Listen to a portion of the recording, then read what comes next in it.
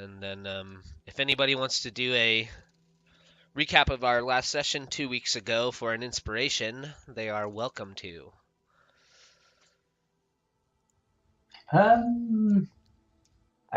think I remember. Yeah, it doesn't have to be perfect. I can fill in any holes. Phrasing. Okay. Yeah. Let's see. We went down the tower and found Asaka alive. Garn managed to stabilize her so we could transport her back to Port Nianzaru, where I believe it was Wuce and Garn, or it might have been Riceak, who found out that the Flaming Fist had blockaded a mine of some sort, preventing vendors from getting the ore they needed.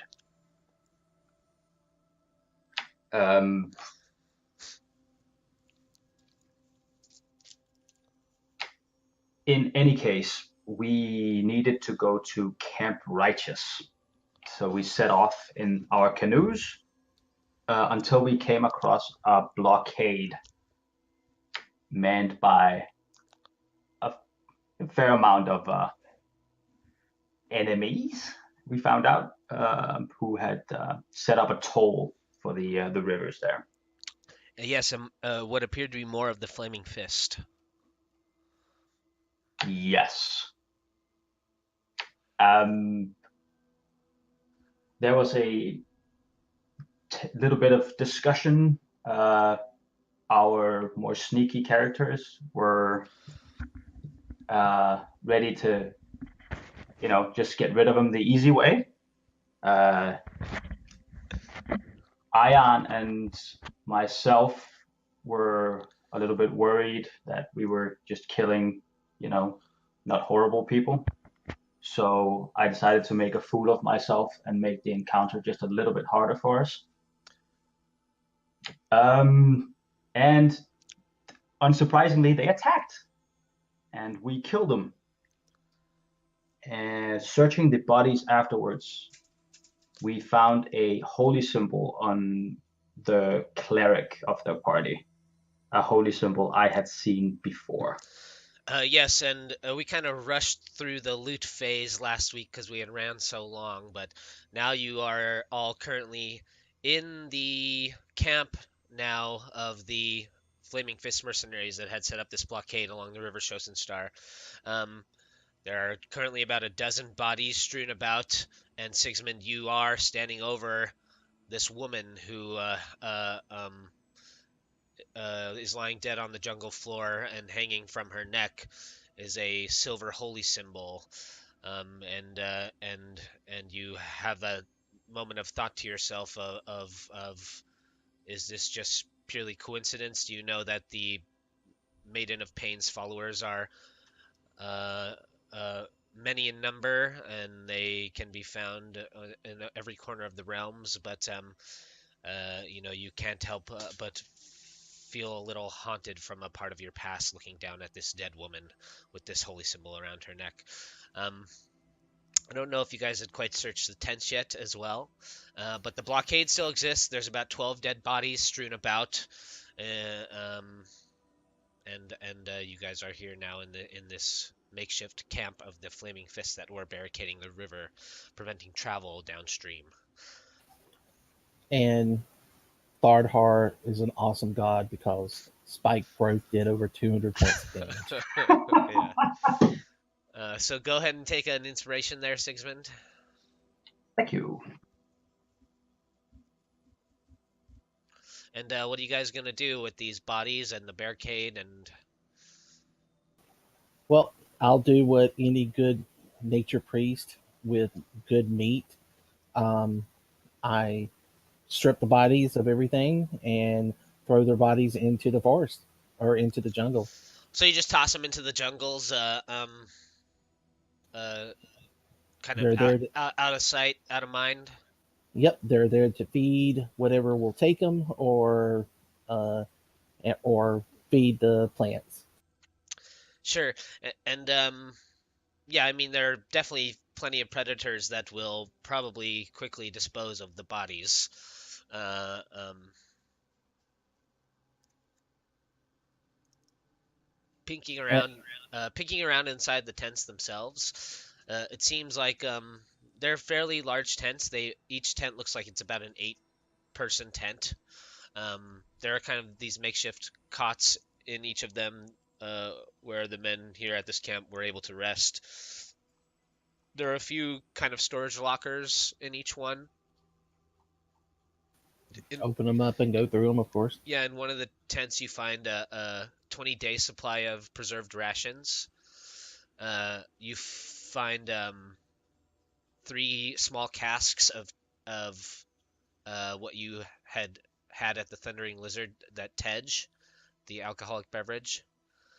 Um, you find 2 climbers kits, uh, and you find a small coffer containing 2 vials of this kind of yellowish liquid. Um, Garn, you can make a medicine check for me.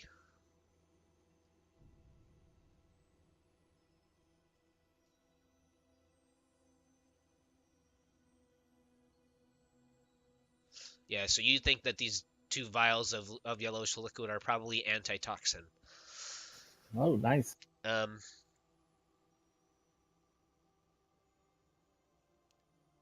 you find a hooded lantern with 5 flasks of lamp oil. Um, and you find a wooden box containing 4 daggers. Um, you find a few sets of changes of woolen clothing, and that's about it for the tents. You notice when you're throwing the bodies into the jungle, though, that the Flaming Fist had also hidden their 2 canoes in the foliage of the forest. Cool. Uh, were the daggers in the box anything special since they were in a box?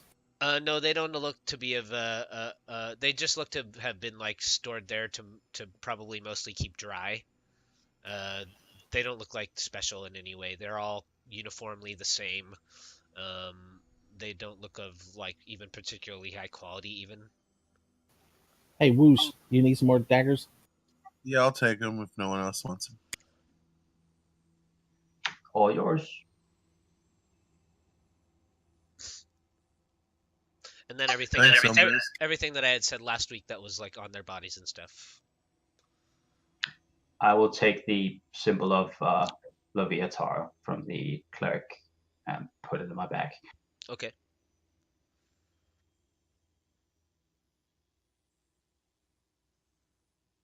Does it make sense for us to take at least one of these tents?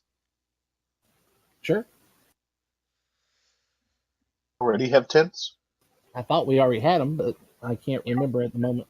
Oh, do we? I don't know if I you mean- guys have tents, do you?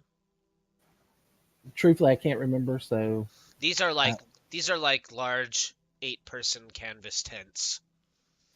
it'd be better if we took one just in case anyway. Yeah. I mean, if we take their canoe, we could just stuff everything in an extra canoe and then tow it with us, maybe. Yeah, you could tow. Yeah. You could basically tow a canoe now, or even have, spread out a little more into 3 canoes, even. Yeah, let's just take whatever we think's valuable and bring it in the canoes, and then, whatever is excess, we can just unload next time we go back to town. Okay. If we make it back to town. Let's take move the canoes to the other side of the barricade, or actually move them onto the ground and start breaking up this barricade. Yeah, as you inspect the barricade a little closer now, that it's it looks like it was constructed to be more of a makeshift bridge, and not so much like a dam. So they were able to cross it basically. So it's not terribly sturdy. It'll just take a little time to be broken down, but it eventually you guys don't have too much trouble. You'll have to get in the river a little bit to get some of the bigger bits out, but you between the six of you, especially Azaka, if she transforms into like her hybrid form, can break it down pretty quickly. Okay, would she be willing to do that? To Yeah, she does. She just once you guys start breaking it down, she just transforms and kind of wades into the river and starts kind of just smashing down some of the um, thicker posts that they had pushed down into the riverbed kind of as a supports. And she starts just pulling those up out of the river.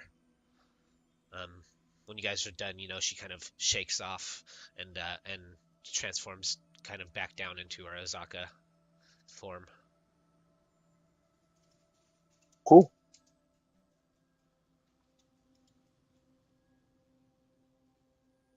I mean, where we were headed.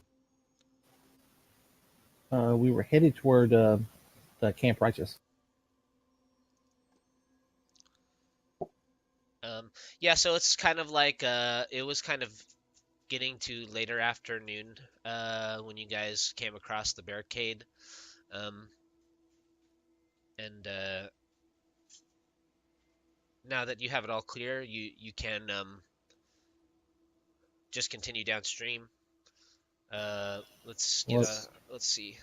if it's late afternoon, we want to. I need a rest. I don't. Yeah. I use some spells. So you guys are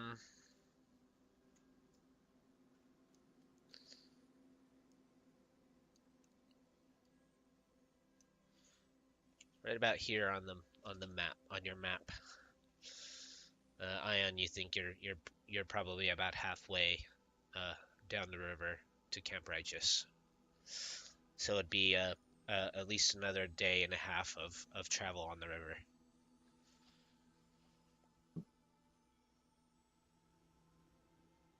Might as well. I don't know that we want to camp here. On a bit and then make camp. Sure. Yeah, it might be a good idea to get away from all the bodies.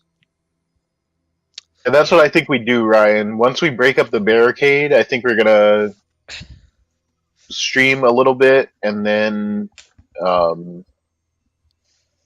Yeah, that many bodies will definitely start to attract some predators fairly quickly. So that's a good idea. How long do you guys float down river for? Maybe like an hour or? That until and it, I was gonna say that, and then also until we find like a good vantage point. Yeah, sure. Um, so as you guys are kind of paddling slowly upstream, the river now kind of bends around and um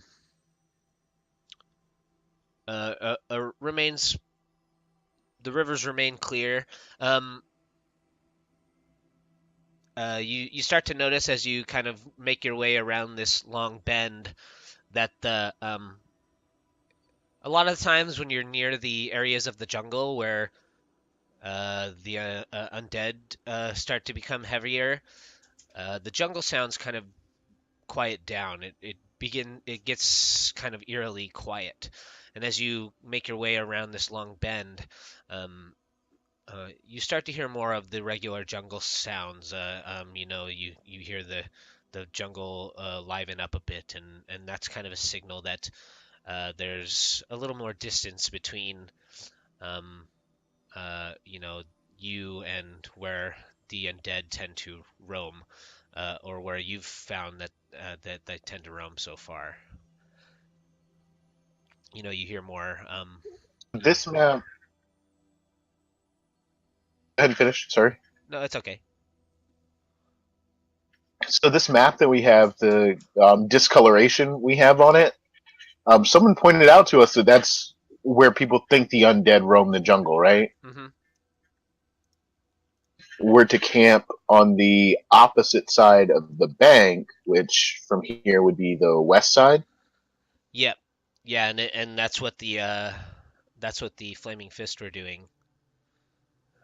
They were camping on the far side, and they had made that bridge to cross if they had needed to, and to stop anybody from moving further downstream. That's probably our best bet too. But you do manage to get downstream a ways, and you find a spot that looks fairly flat and comfortable. The bank's not too high, and it looks like you come across what you think might be a good place to set up a fairly decent little perimeter and keep yourselves guarded for a rest for the night.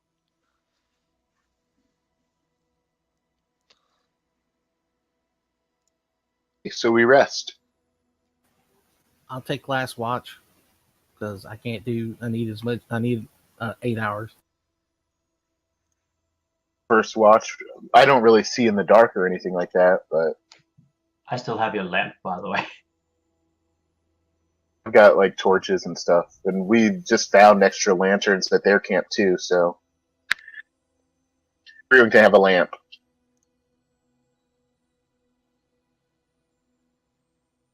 Lamp oil, rather. That's okay. So who's taking the first watch? If no one else volunteers. Someone already volunteered for it. I didn't hear who it was though. For the last watch? I heard someone say last watch, and then after that, someone said first watch. No one's called. All right, I'll do it. I don't care. I mean, as long as I can get the spell slots back, I'm willing to take it. I thought I heard someone say they were going to do it. I'll do it. I don't care. Ayan, who said that they were going to do it first.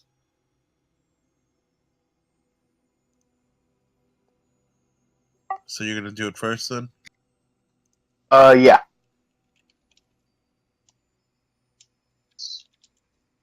So do you guys set up that canvas tent?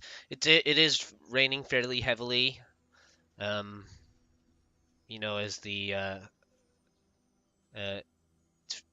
it gets dark in the jungles fairly early, because as the sun sets, you're already under fairly heavy cover of the jungle canopies, and darkness in the jungles set in a fair bit earlier than it would in like Port Nyanzaru, where the city's fairly open and stuff like that. But it's pretty overcast, and the rains are coming in hard now as you round this river bend and begin to set up your camp. So let's set up this tent, and then let's put the Flaming Fist insignia, like the Lovitar icon that we found. Coming from upriver may think that we're the Flaming Fist and may be less inclined to just attack us right off the bat. Sure. Are we impersonating Flaming Fists? Like, if they come from downriver, the direction that we came, then they'll know something's up because we left a bunch of unburied bodies down there. Upriver, like from Camp Righteous or Camp Vengeance, then they might mistake us for Flaming Fists and either go past us completely or give us a heads up before attacking us, you know what I mean?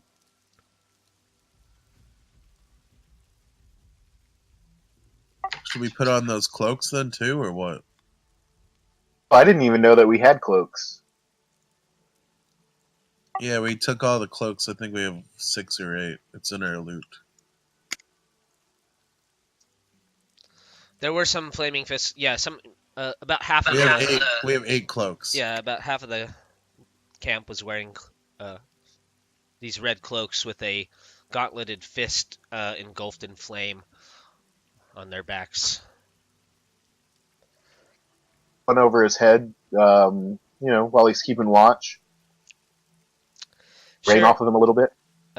So is anybody up with Ayan right now, or everybody kind of settled in to get some well-deserved rest after that fight? I could take my time going to sleep, I guess.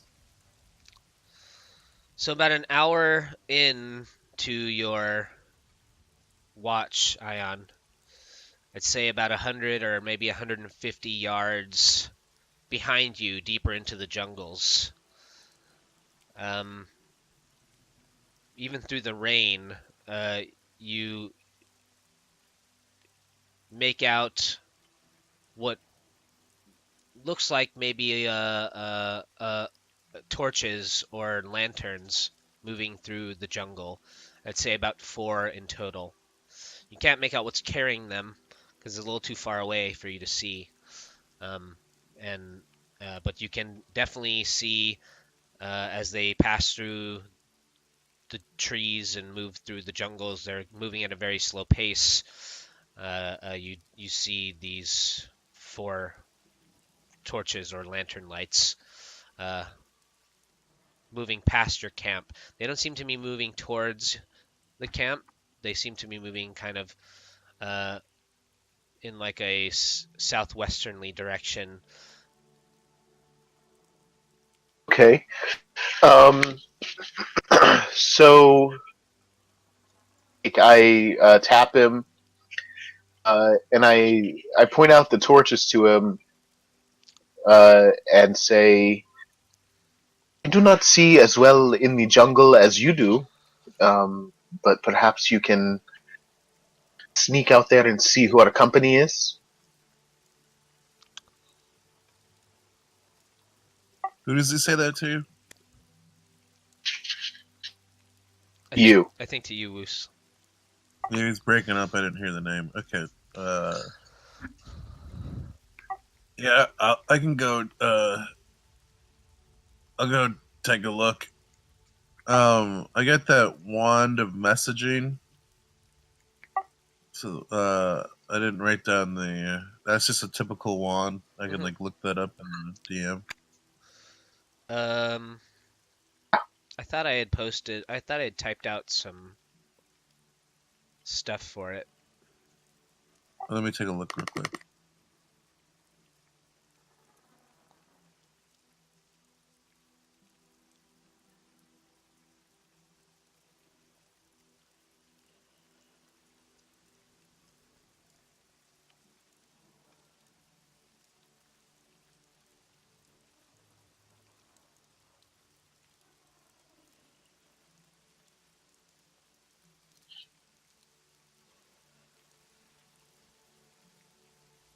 Wand. Yeah, I'll just come back to it later. I don't see anything. That's all right. We can figure it out later. All right, so I'm gonna try and quietly approach that direction. Sure. Make a stealth check for me.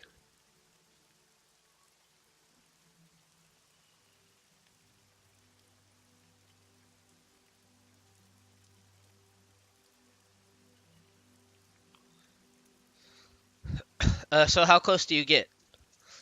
As you start to creep into the jungles, sticking in the low foliage and to the trunks of trees, you get closer and closer, and now you can clearly make out, as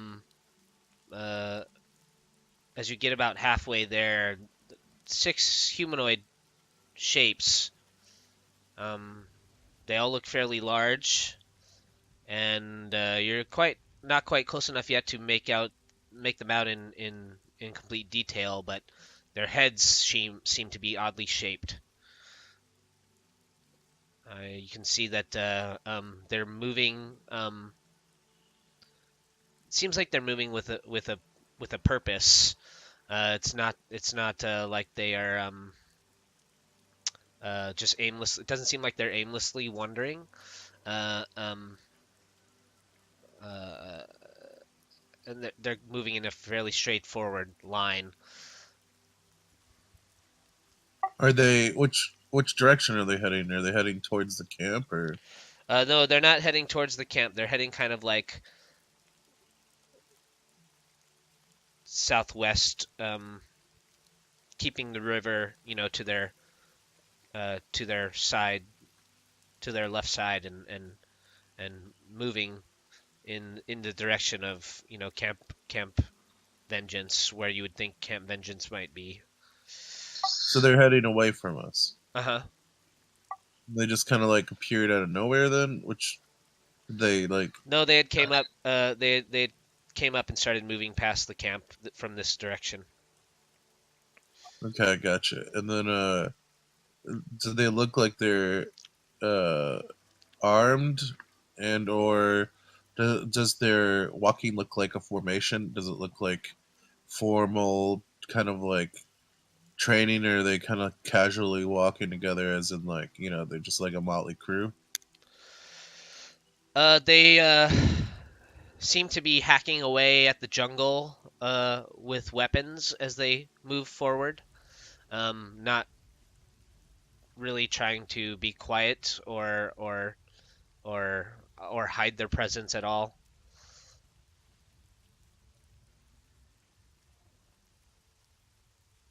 So they are armed Uh-huh. and armored. Yeah. You're not quite close enough yet. You're about halfway. They're about 150 yards away, so you got about 150 feet closer. It's getting darker now, and it's raining. They're mostly... They have lanterns, right? Yeah. So I'd get some detail from the proximity of the lanterns, I guess. But. Yeah. You can see that they look to be like shirtless humanoid forms. They have like intricate looking kind of wrist plates and leg plates over the top of these colorful like trousers that are underneath, and you can see flickering in their lantern lights, they appear to have snake-like heads.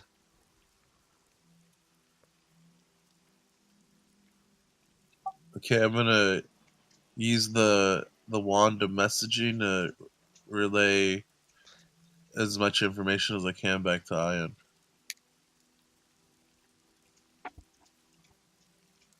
So with message, I get to send a message back, right? Like a short message, like a tweet or something. Yeah, you get a reply.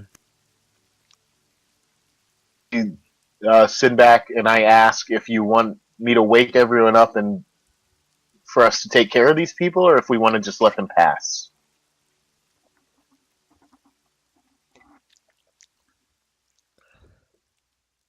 I need a second to think about that. Okay. All right, I know my microphone is bad, and I'm sick today, so my voice is all over the place. So if you need me to repeat, sorry, just let me know. Sure.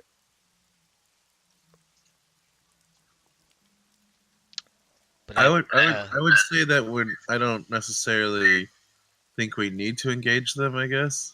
Yeah, you see about 6 of these guys that look like this handout here. I think if we just let them pass and we just remain wary in case they're trying to trick us and circle back. But there's no reason for us to wake up Garn and make him kill some strangers, you know what I mean? Really freaky. Yeah, so real quick though, I can't tell like by their demeanor like if they're like anything specific about them, like if they're exhausted or if they're agitated or anything like that.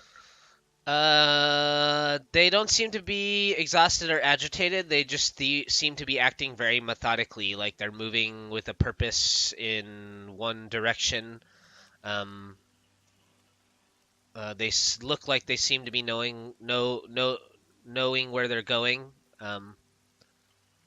Doesn't look like they're aimlessly wandering or anything.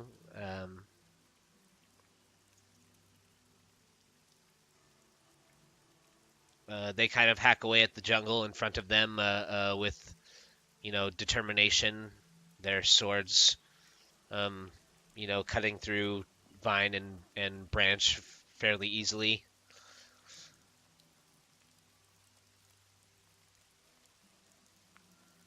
Okay, and then where am I at with the interactions with the communicate with Ayan? Did he ask me? He just asked me if I wanted to.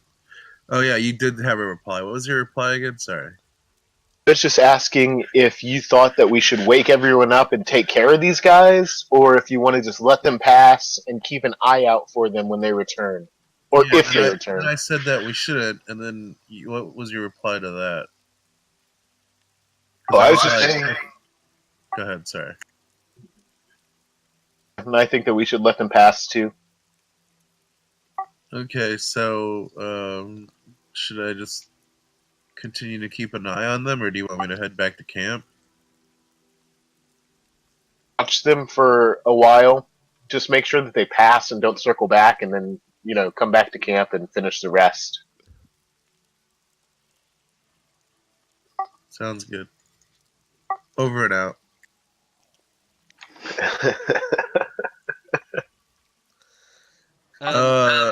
So yeah, I'm just gonna keep a safe distance and make sure that they truly do carry on through and not try and circle back on us. Okay. How long do you follow them for? You mean distance wise or time wise? Time wise.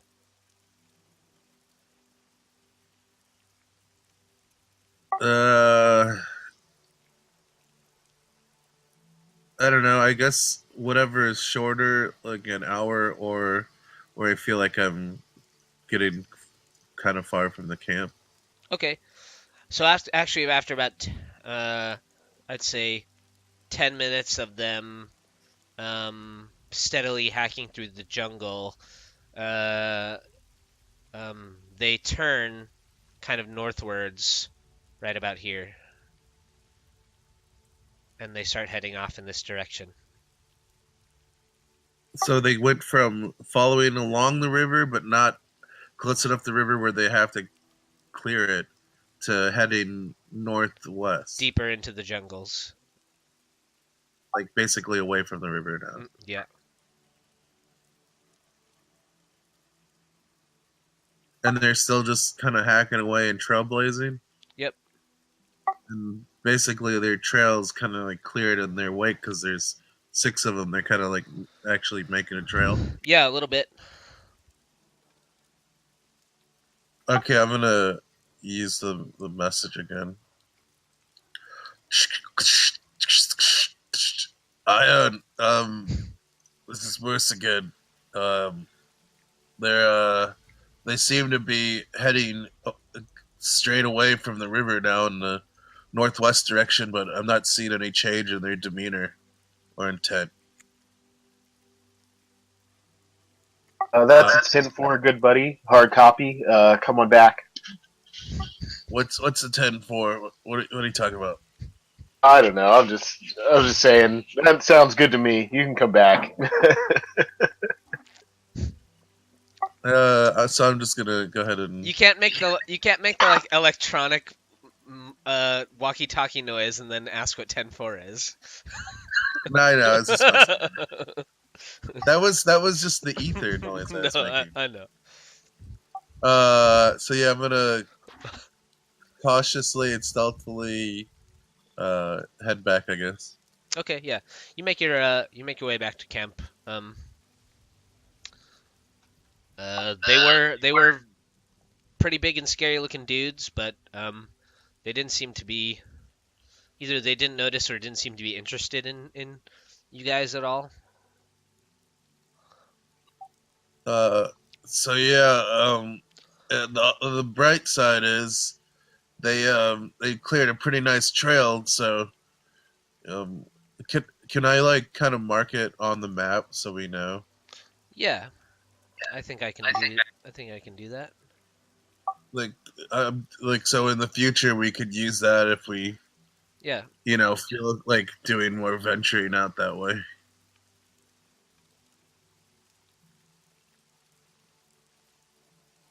Just a thought, Ian. Yeah, it seems like a nice side quest. Especially if we could figure out where those guys were going and why they were going there. It'd be pretty useful. Yeah, we might have to actually head that way at some point. Travel the rivers forever? In order to do that, I'm saying. Yeah. So Ryan, part of my assassin skills is I can like impersonate and like create personas, right? Mm-hmm. I might. Basically, the way I'm playing that out is I'm starting now with like things I'm coming across as like starting to build different personas, I guess, right? Okay. So like during my downtimes, I would be doing stuff like that, whatever it takes to truly create a persona. Okay. Or What kind of all right, yeah. what kind of persona are you working on right now? Well, there's a bunch of different ones, so I mean, I guess we can just add this one to the group. But I'd be like picking up, I guess, little materials to make like one of those half bird person people, and then like the one we saved from the tower. Oh, the Arakakra? Yeah, because basically I'd have to like I create like a physical disguise as well that's passable. So Sure. I would be doing that with one of these guys too. But it's still pretty early on, so I don't have a lot of information on like a specific yet. Yeah. Just giving you a heads up on that. Okay. I'd say the Arakakra you could create fairly easily. The snake men be a little tougher. Yeah. But the rest of your watch, Ayan, goes by fairly uneventfully. That's good. So I wake up the next person and I catch some Z's.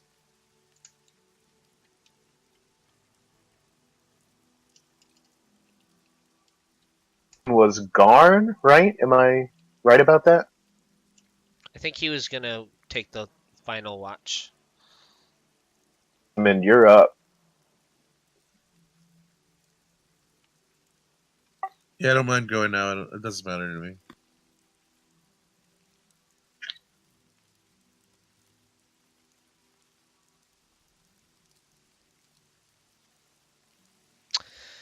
Okay, so Wuce, on your watch in the night, you see coming up the river towards where you guys are camped.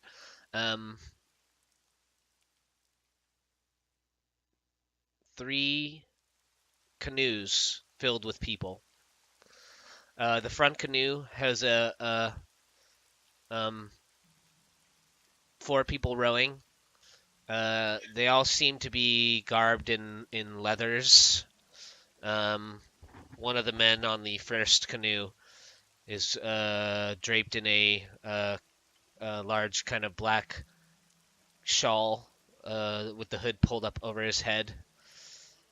The two canoes behind them are filled fairly similarly, both with about 4 men each. And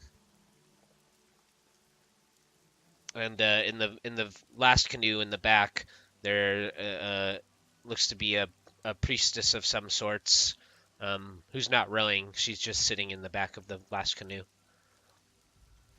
Typical. And then flying above the first canoe, maybe 10 or 15 feet or so, what looks to be a flying snake. And so we're at a spot where They can't see us though, right? No, they can see your camp. Unless you guys like went fairly far into the jungles. Guys, I think I would let you guys make that decision. I would have thought that we camped pretty much right on the bank. It would be kind of hard to erect a tent in the jungle. You know what I mean? Yeah. all right. Well, I non cautiously go and wake the other ones up, and then I go and hide. You want me to roleplay that out? Sure.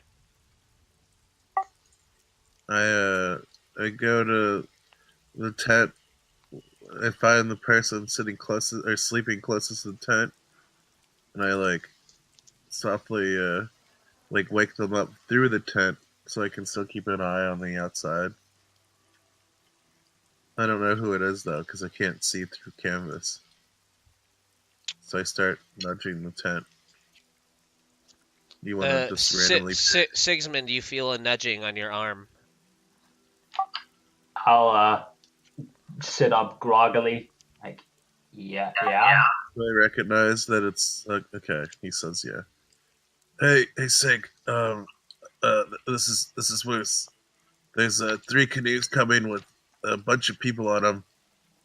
They're definitely gonna be able to see our camp. You might want to rally the troops in case it's in case there's any danger. I'm gonna go hide. Oh, okay. All right. I'm thinking it might be more of these fuckers, so I'll wake up the other people in the tent, trying not to make too much noise. And then I try to disappear within the brush and the jungle-ish. Is my turn already?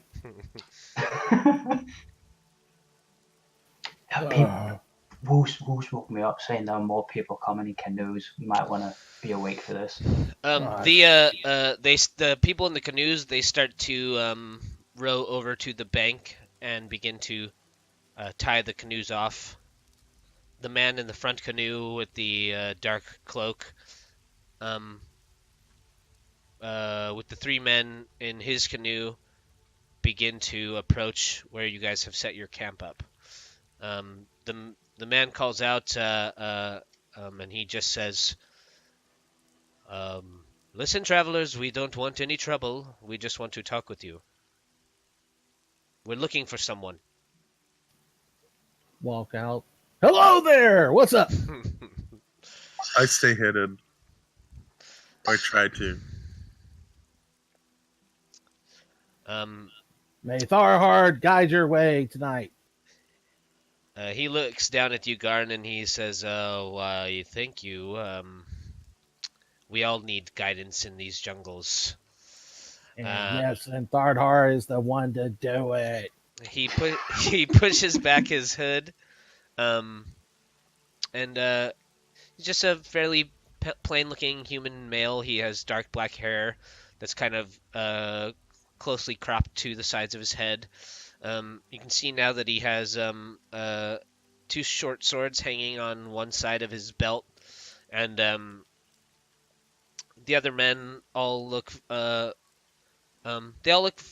fairly well equipped. They're not making any aggressive motions or anything. The other 3 men just kind of stand a few feet away behind him, kind of eyeing over you guys' camp, and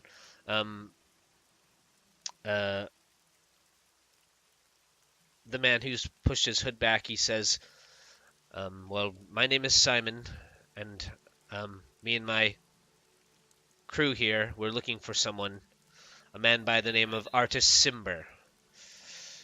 Do you know of a man by this name? Haven't heard of that one before. He kind of lets out a deep sigh, and he says, well, this is a very dangerous man. And he kind of gives you a rough physical description. He says that he's about 6 feet tall. He's got pale white skin and long brown hair. And he's traveling with... What do you mean he's got pale white skin? It's he's very pale, like he has never seen the sun. That's the He's a reason white why. man. Yeah. Almost If he, like almost like he almost like he has been like, frozen or cold. It's almost blue. Oh, okay, that's interesting. weird looking. He says he travels with another a lizard man.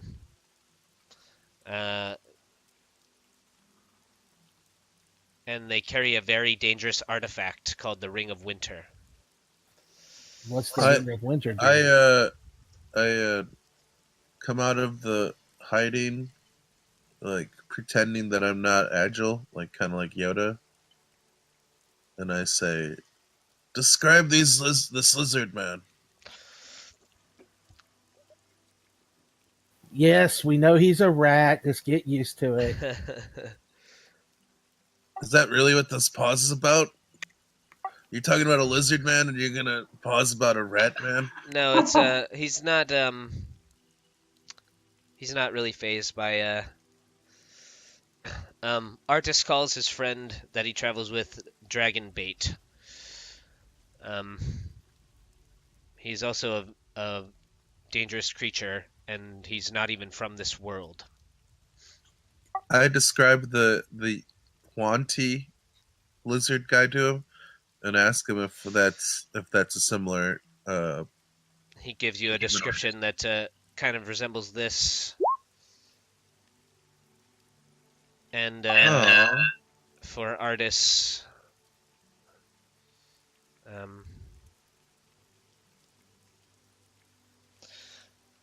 so Simon gives you the description of these two men, and he says that they are very dangerous. That Artis is a member of the Harpers who's defected, stole the Ring of Winter, and has been wreaking havoc with the powerful artifact for the better part of a year now. He's come here to Cholt to hide from his crimes and escape his punishment, and they are seeking him to bring him to justice. So, what's the Ring of Winter do since it's a Ring of Winter? He says the Ring of Winter is very powerful and has many properties, all of which aren't really important. What is important is that we find Artis and we bring him back so he can face the punishment for the crimes he's committed with the ring and get it back into safe hands. Well, I got a question for you. What's that thing flying over your boat? And who's the pretty lady in the boat? Not sure if it's a lady or a man, but I'm saying pretty lady. Yeah.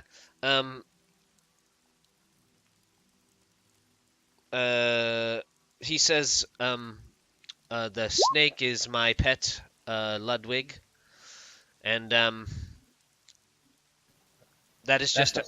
She says that is just our priestess, Dorian. Hi, Dorian. She kind of like awkwardly waves at you, Garn, from her boat. She's still just sitting in the canoe. Who's your god? Mine starred hard.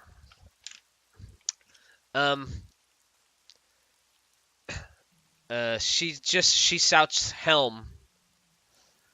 Hail him. Hail Thardhar. Question for you, Ryan. Yeah. So, is there a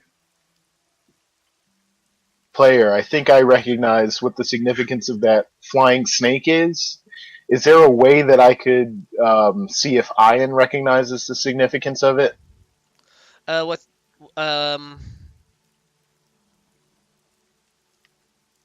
Have you guys come across a flying snake? Come across a flying snake. I mean, he's an archaeologist. Sort of the roguish type, you know? Mm-hmm.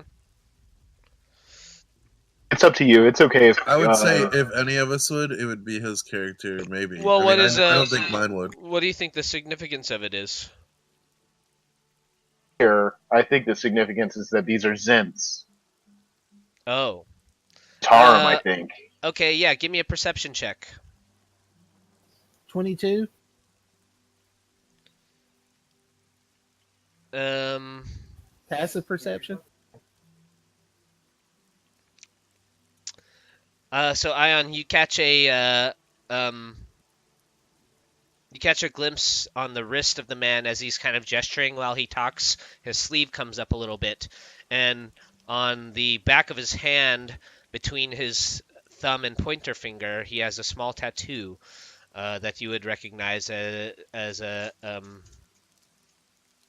marking of a member of the Zentarum. It's a snake head with 2 fangs. Yeah, Ayan keeps that to himself, but he sort of hard here, and everything seems like it's going pretty smoothly, so he doesn't bring anything up. Mm-hmm. What that does indicate to you is that a lot of what this guy is saying could be just complete bullshit. He hasn't attacked us yet, so.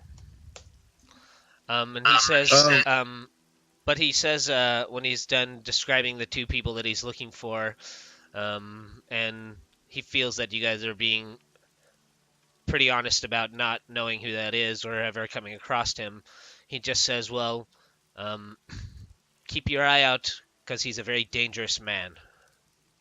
I have 2 questions. First, is there a reason you're heading this way? Do you have some information on where these 2 are heading, or is this like just a random direction? And secondly, is there a reward for either of them?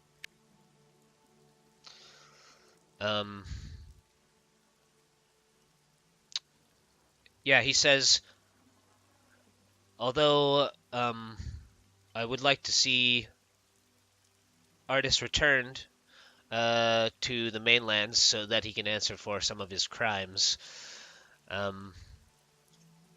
What we are mainly here for is to return the Ring of Winter into the right hands. If that were...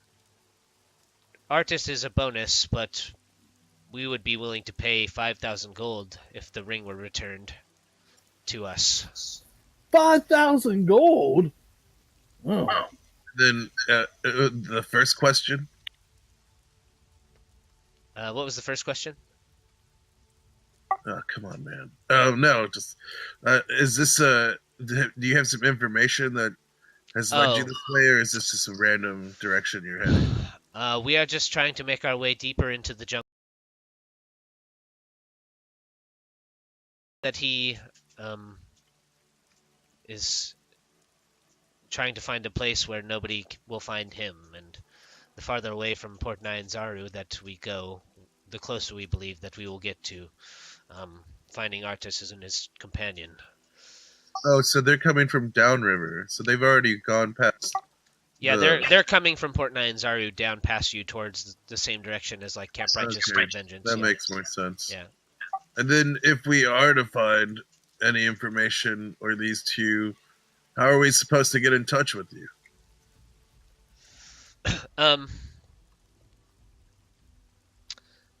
He says that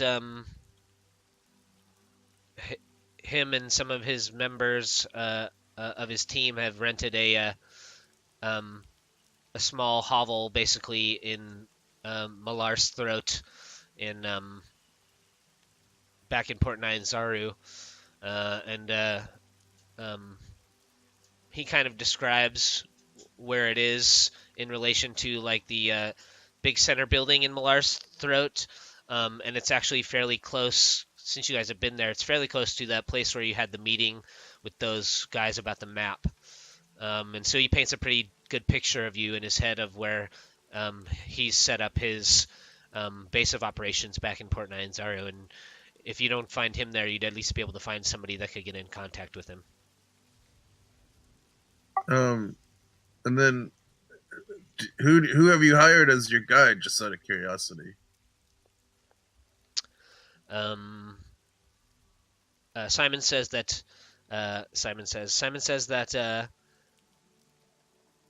he didn't find any of the guides to his liking, and that he really doesn't need one. They've been doing just fine on their own so far in the jungles. They spent some time gathering what information they could about Chult in town, but they didn't want to be hindered by any outside force on their mission.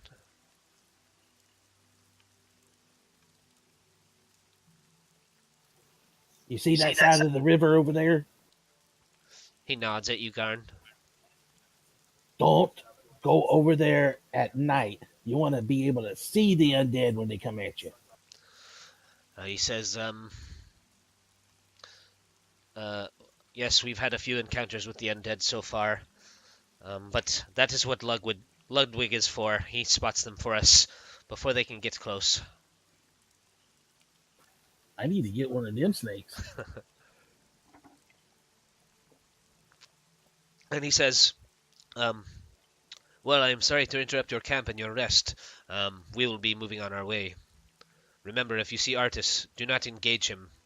He's a very dangerous man.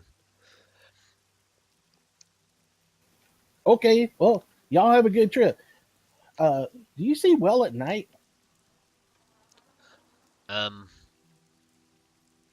Not terribly well, no. Then why the hell you going down the river at night? He nods to one of the guys behind him, and he says, a few of my men can see. They've been helping us row, but it is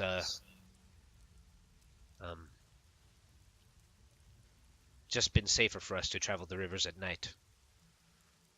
There's less activity in the jungle.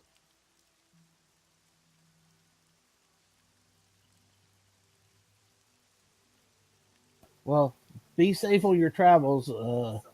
Don't let the, we have run into some of them flaming fisty folks, and they ain't nice. Yeah, they say we did see the remnants of what looked like a makeshift barrier back there. Yeah, it's been broken up from what we saw.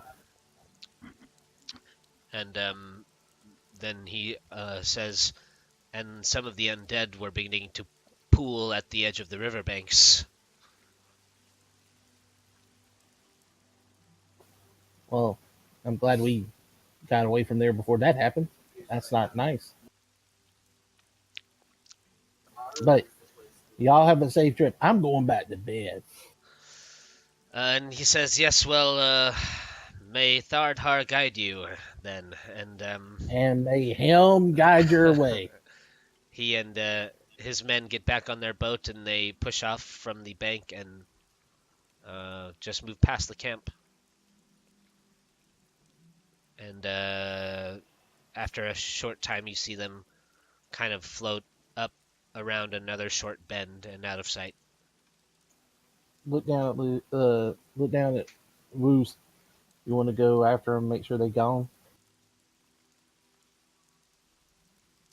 Wait, you want me to go follow them?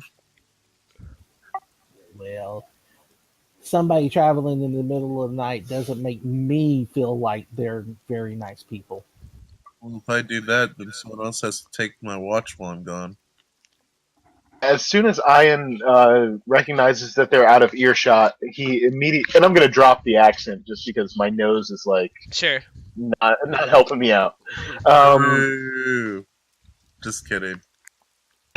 I'm going to let everyone know that Ayan thinks that they were Zentarum, and he explains the tattoo, and he explains that he was tipped off by that flying snake. What's a Zentarum? Zentarum are like an underground, like black network. Am I following them then, or no? They're basically the opposite of the Harpers. Where the Harpers want to kind of protect and seek out and protect dangerous magical knowledge and information and artifacts. The Zentarum wants to seek all those things out to use them and abuse them to gain power and influence wherever they can. I just thought those were children's tales. I even heard that there was a land of all of them, but And I'll give you an inspiration there too, Ayan, for weeding that out. Thanks. Ayan will just explain that he's seen like the symbol for the Zentarum carved in like temples or tombs that he's crawled into just to find like artifacts missing. And the Zentarum symbol is Oh, carved there. I mean, they definitely have a presence uh, back in Kalimshan.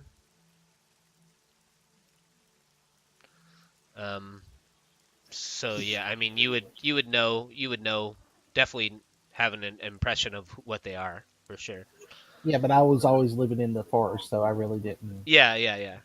That's what you want to say. That's why I wasn't really taking into account your passive perception on that, because it's like not something necessarily Garn would probably recognize, right? Oh, I knew that. Yeah. I was just laughing about it. It's like, I can see it, can I? Yeah. So you could see it, but it wouldn't mean anything to you, you know. Perfect sense there. Yeah. Well, if they are so nasty, then I'll take your watch and my last watch. I'll just be a little tired tomorrow. But I'll it's probably better that you're fully rested. I could take the watch if needed. Let's make sure they're gone. I'm almost afraid they're going to double back and kill us, like we did to those guys.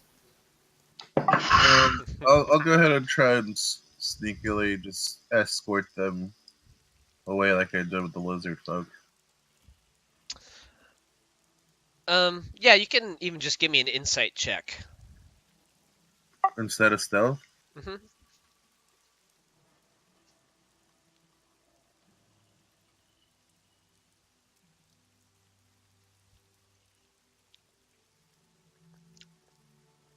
Yikes. Well, I mean, you got the impression from talking with the man that really his only interest was finding this person that he was talking about, artist Simber. Wait, so you're saying that to make me not follow them? No, you can still follow them if you want. I'm just giving you information based on your insight check.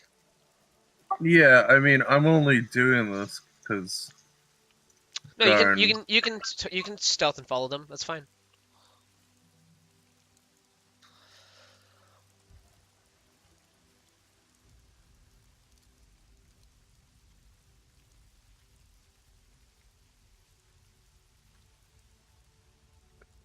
Yeah, and it's not too hard to keep up with them as they row farther upstream into the jungles.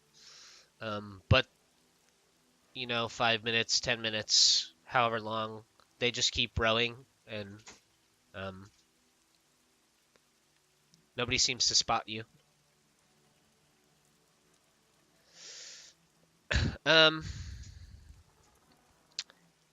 Why don't you give me a history check, Ayan? Sure thing. A very good historian, it turns out. Oh, and you can add guidance to that since you're near what's his name?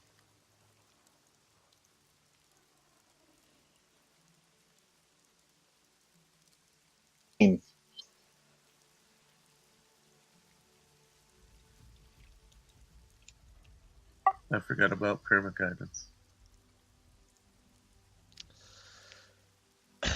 Let's see. 15. Sir.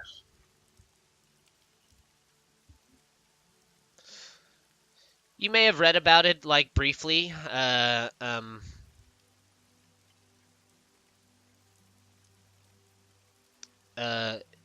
You maybe have even seen, like, a sketch of it or something.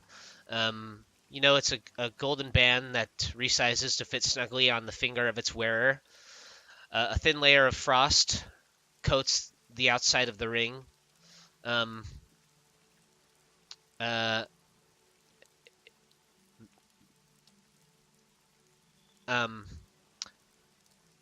Nobody's seen the Ring of Winter for over a century. That's something you read about it. And people believe that the ring is sentient. Some of the other legends about the ring that you may have heard about is that its wearer does not age, and is immune to cold. Interesting. It's really good information. Thanks, man. The The party, no, of course. Yeah, and the other thing that's a legend about the ring and why it's been lost for so long is that because of the ring's sentience, the ring's found a way to avoid detection, and it defies attempts to magically locate it. And it's said that neither the ring or its wearer can be targeted by any divination magic or perceived through magical scrying sensors. Good to know. Traveling downriver at night. Yeah. So that leads anyone searching for him or the ring to just be aimlessly, wandering, looking when and wherever they can. But yeah, that's so these people believe that this man artist has the ring, and they've followed him to here. Did you see my comment about dragon bait? Yeah, that was interesting. It's you know where dragon bait comes from, don't you, Ryan? Or do you? No, I don't. I played Pools of Radiance. I think it may have not been the Pool of Radiance or it's the Azure Bonds one, but he was in it. There's a picture of dragon bait on the cover with a woman. But it was in one of the first GoBots. I think I remember that. But when you said that, I was just like, "Oh hell yes!" I never played a Commodore 64, so yeah, I know. Well, I remember seeing like the picture of him on like a game cover somewhere a long time ago.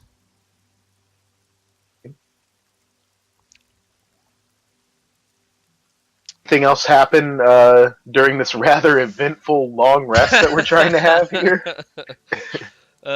Nope. Those are the end of random encounters. Just rolled two, a 19 and a 17.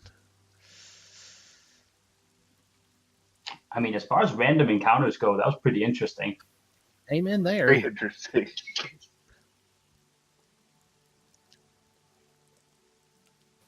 Yeah, it was the Azure Bonds. First of the Azure right there.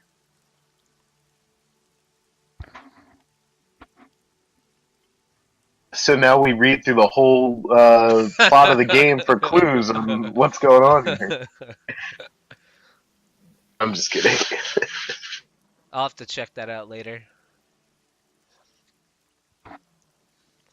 All right, so we're all rested up and whatnot and ready to go? Yeah, I'd say that you guys still, despite the 2 encounters in the night, managed to all get a long rest.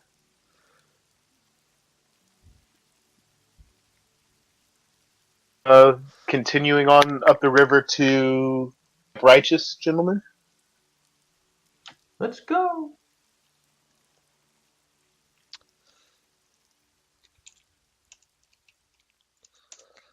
So you guys pack up your canoes, and you continue to head down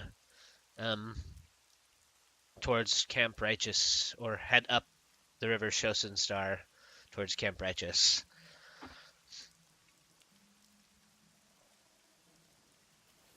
Yep. So we got a day and a half worth of travel to get there.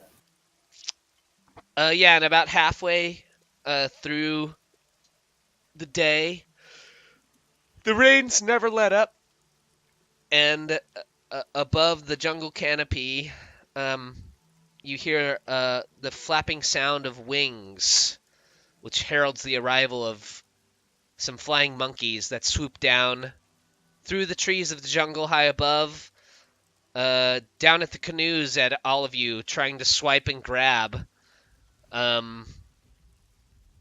at anything that they can get. So why don't everybody give me a dexterity saving throw as these flying monkeys swoop down and try and pilfer you all through the air. There's about 8 of them. Well, let's see. 9.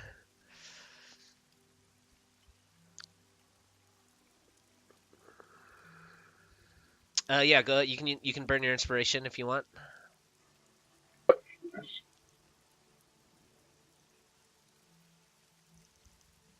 Half of 9 damage if we succeed.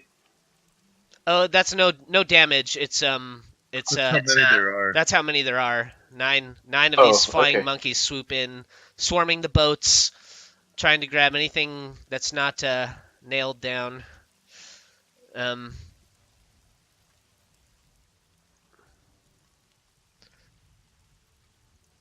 Sigismund, a few of the monkeys swipe down at you and begin to pull your javelins out and fly away with them. No. If they're doing that, would this like be like a combat thing then? You could swipe into one of them. Sure. They're pretty quick, and it all happens pretty fast in a flurry of wings and monkey screeches. They come bursting through the canopy of the jungle, just making monkey noises, and their wings flapping around, hitting you guys in the face as they swarm down in grabbing anything they can. One of them grabs his head and momentarily falters. His wings stop flapping and he falls into the stream of the river and starts to claw his way out, wings trying to flap onto one of the far banks. I'd say that in the chaos, two of them make away with 2 of your javelins. They're Sigismund. Oh, motherfuckers. They swipe at everyone else is managed to stab or swipe them away, and eventually they realize they're not going to get too much more out of you, and most of the rest of them flap their way off again, back up through the trees, howling and hooting.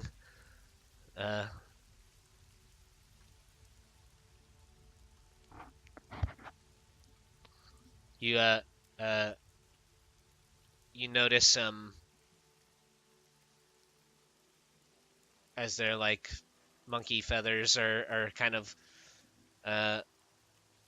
scattered around all over the boats, and maybe a couple of them even shit in their hands and were hucking flinging shit balls at you guys. Maybe one of their shit balls while they were trying to steal your javelin, Sigismund, a hunk of shit just hit you right in your breastplate, and you can see now that they've all flown away. You see Azaka back in one of the canoes behind, trying to stifle a grin. She kind of found it amusing. Mother shit. Can I see if there's any sort of toxin or poison in this shit I can utilize with the poisoner's kit? I mean, you could put it in somebody's food probably, and it might make them sick. I'll take the time to remove my breastplate and clean it. But yeah. And for some reason, I'll take all my clothes off. Well, I mean, it's not for some reason. Everyone knows that if you've got any amount of poop on you, no matter how much, you're just covered. That's the same as being covered in shit. You guys found a couple. You guys found a couple spare sets of clothing in the Flaming Fist camp. Looks like one of them probably will fit you. Yeah, I think that might be until my other clothes dry. I might have to. God damn it. Well, the good news is the breastplate doesn't take long to clean. No. I get to swing my dick around for a moment, I guess. Yeah. Yeah. Azaka's still grinning as you're doing a whirly bird, off the edge of the canoe. uh, but then the rest of the slow trudge upstream towards Camp Righteous. Camp Righteous remains fairly uneventful. You know, you hear the occasional loud dino roar pierce the jungles off in the distance somewhere, and um, the occasional flock of um, pterodons fly overhead, and again throughout the whole day. um, yeah, this is rated R for random encounters. Um, throughout the throughout the day, the rains never relent. So you guys are just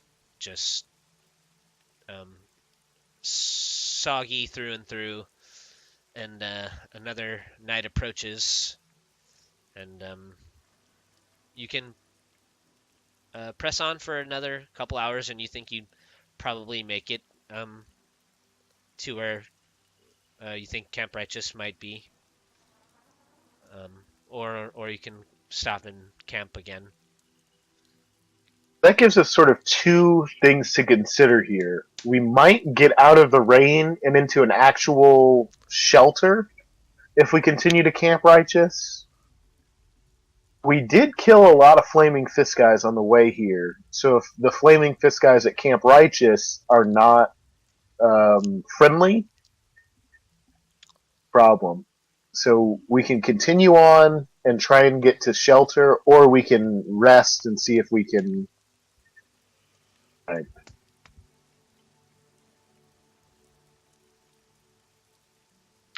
As long as we're not getting there at night, I'm fine. If we're getting there at night, I say we rest.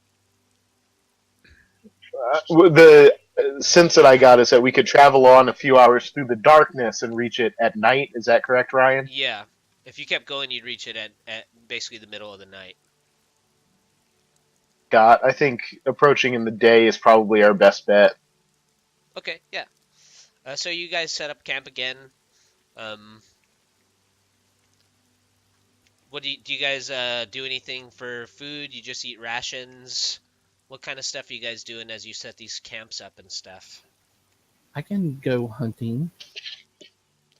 Are you lighting like a campfire or anything? Are you keeping it dark? I think this close to Camp Righteous, we're keeping it dark just in case we don't want to um, attract attention Sure. tonight. So as you guys are setting up camp, Zaka just kind of casually says to you, Sigismund, I noticed when you saw the symbol on that dead woman when we killed the mercenaries, your face went kind of white as a ghost. Yeah, I wasn't expecting that. No.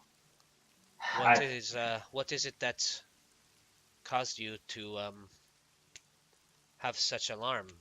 Seeing, was it the dead bodies? Have you not seen that many dead people before?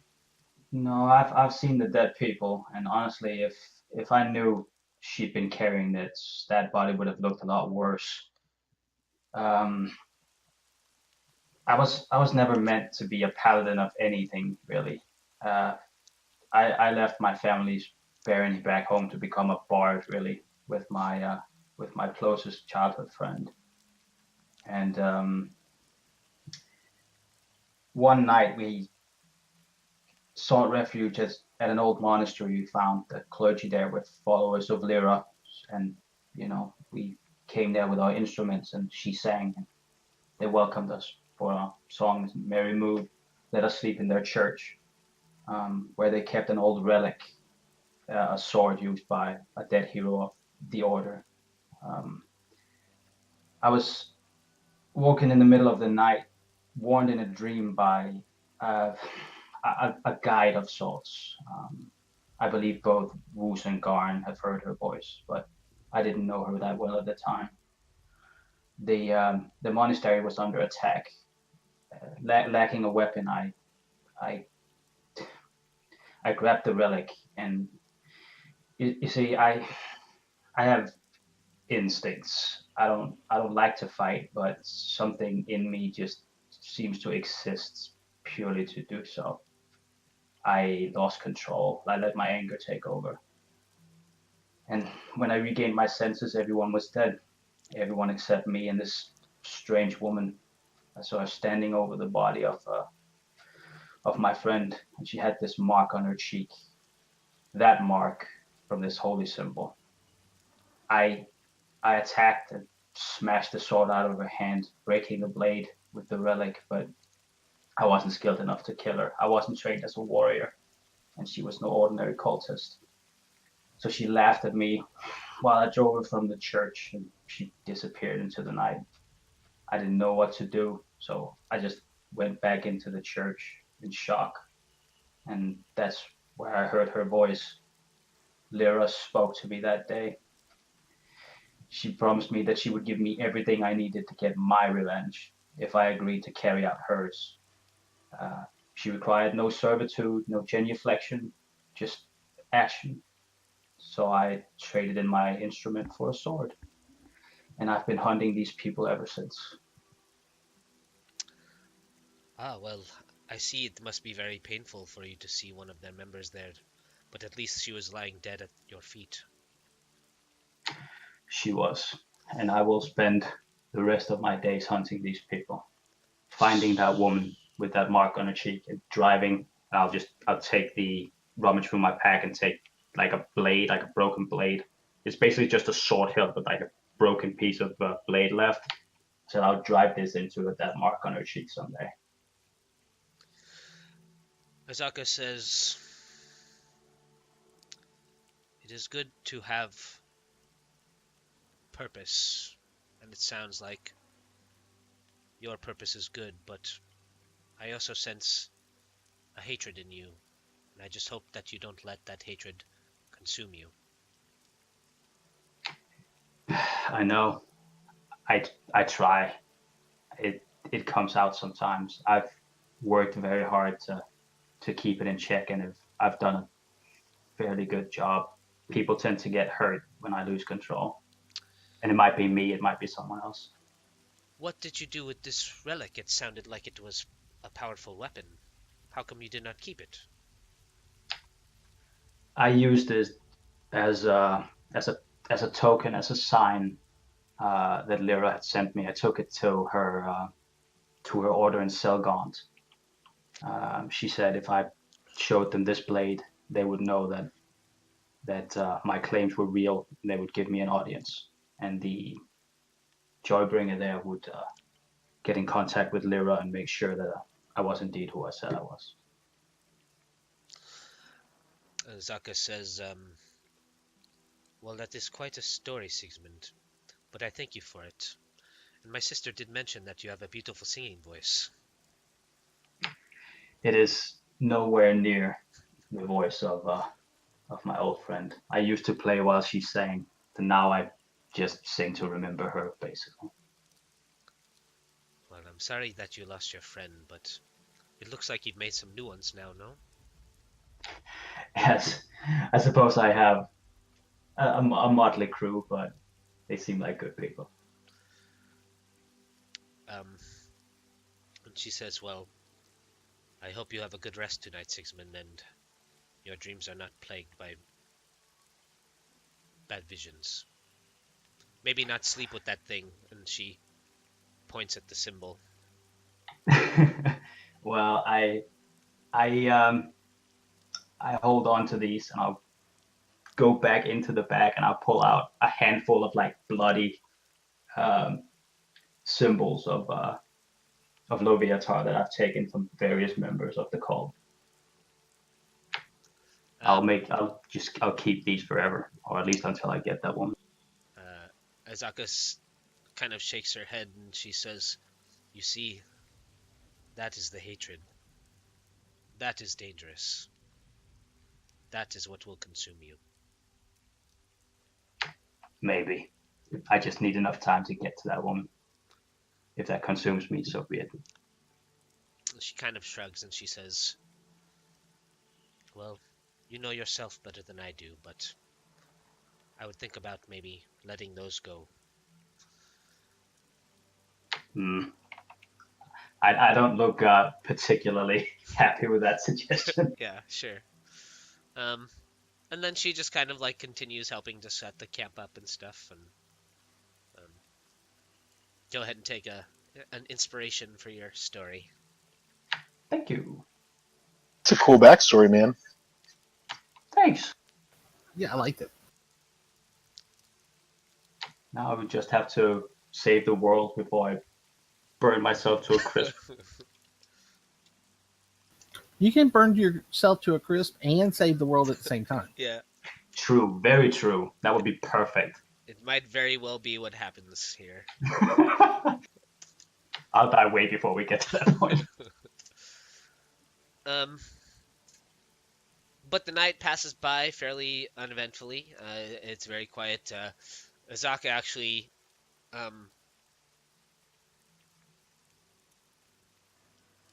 there's a point in the night where somebody's on watch and you're kind of dozing off a little bit, and you see Azaka actually come out of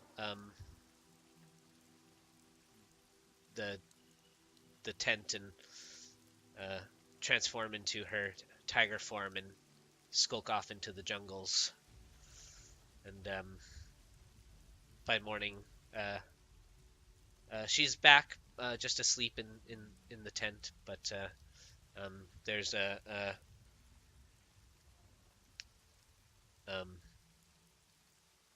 small like raptor body that looks like it's been torn apart and in the camp for like meat that you guys can strip off if you want to cook it. Interesting. We're eating a dinosaur? Seems like Azaka's brought one back, yeah. Perhaps she thought you guys were growing tired of rations. Yes. On top of that, I mean, he's not a very good cook, but he wants to try eating a dinosaur. Yeah, it looks like it's not. It was like not a fully grown, not a fully grown one, and it looks like it's kind of had its neck snapped by Azaka, and she's chewed on it some, but left it mostly intact for you guys to kind of chop it up and So cook Have it. a little bit of dino veal. Yeah. Well, start a fire, a small one, and cook the meat. Yeah, and you guys get a full belly of.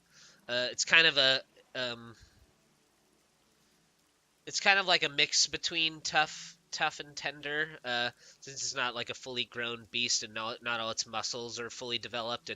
There are spots that you find that are kind of a more tender, juicy meat, and there are still those areas that are like very tough and sinewy as well. But it's definitely a change from what you've been eating pretty much as you've been traveling the jungles, just straight rations.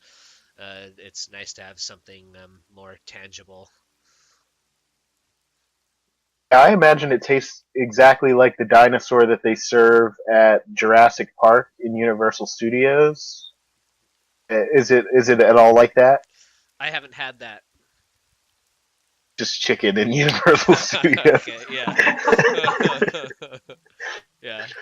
Tastes a bit like that for sure. Yeah. It's like alligator. Alligator has like that weird kind of like almost chicken, almost fish Yeah, taste to it. a little rubbery at times. Yeah, I've only had like fried alligator. It's really the only way that it's enjoyable. Yeah, yeah.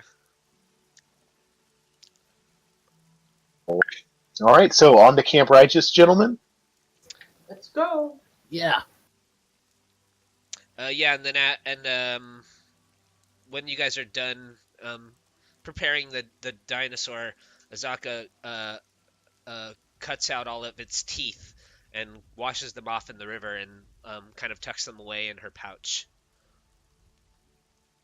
Ayan wants to ask her what she uses them for. She says they can be good to bargain with Batiri.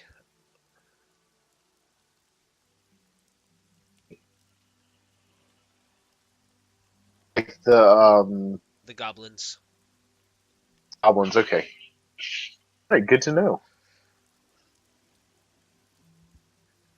Would they trade for human teeth too? Probably. Perhaps Azaka didn't think it would be appropriate to start yanking out human teeth in front of you guys back when you killed all the Flaming Fist. Fuck those I mean, guys. it can't be any less appropriate than taking a bounty out and like skinning them to sell their skins to that dude back in town. Yeah, but I mean, Azaka probably thinks, there's a difference between skinning, just like removing a dino's teeth or a human's teeth. There's probably a difference to her, or she thinks there's a difference to you guys between skinning a human and skinning a goblin. Like, Azaka might skin a goblin if she needed to, for whatever reason. But she probably wouldn't skin a human. I wouldn't care if we busted teeth out of dead people. Yeah. I mean, we killed him. We've already done the worst offense to him by killing him. Well, you'll probably have more chances if I mean, I'm just talking from Wuce's stance. Yeah, for sure. Yeah. And you guys get your camp packed up again, and you continue. You come around another kind of long bend that winds inwards, and up in the distance, you can see you're coming up upon an abandoned riverside camp strewn with wreckage. You see the tents look moldy and tattered, and all the permanent structures appear to have been burned to the ground. You see 2 intact rowboats are tied off on a short dock.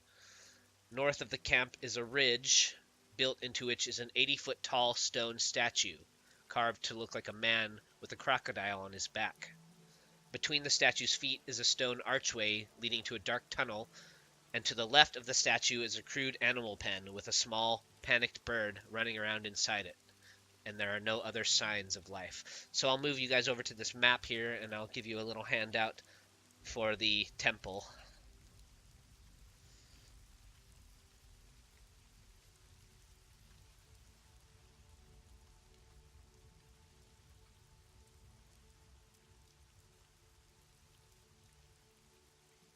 What was the deal with the statue one more time? It's an 80-foot tall statue of what? 80-foot tall stone statue carved to look like a man with a crocodile on his back. And I have a handout for him.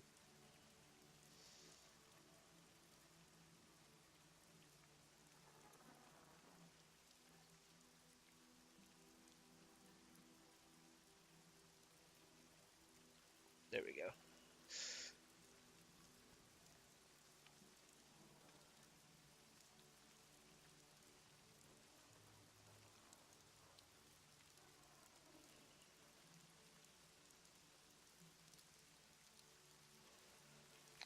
Okay, he doesn't look like a very happy man. So I'll just park you guys. Do you guys bring your canoes up to the lowest part of the bank where the other canoes are kind of docked near the small wooden dock? You guys bring your canoes up there, probably. Yeah. All right. Are the other canoes like what we saw the Zentarum? Well, the Zentarum had 3 canoes, and there's only 2 here, and these canoes look like they've been here for a while. Oh, okay.